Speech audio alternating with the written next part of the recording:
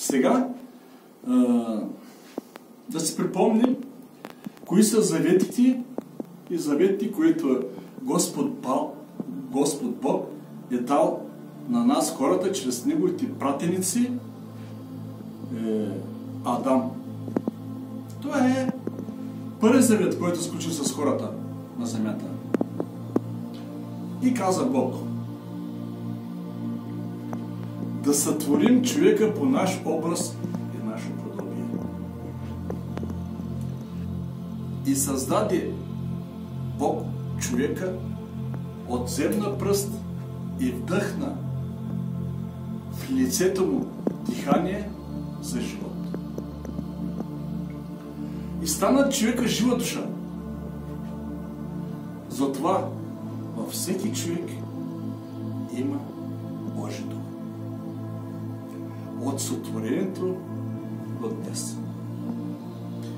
Не е имало и има причина да се търси Бог в постройки и построени от човек сгради, от дърво, камък и желязо и метал, които наричат Божи дом.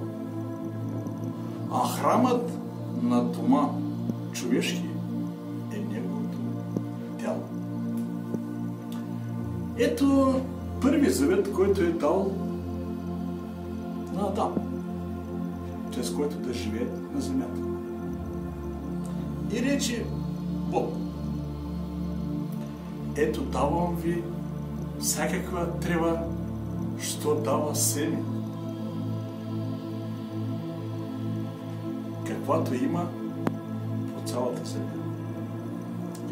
И всякакво дърво, чието плод е дървесен и дава семе, това ще ви бъде за храна.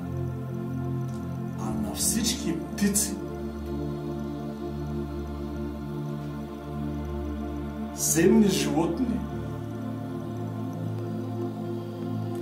и всякаква гътина, която пълзи по земята и има жива душа, дадох за храна.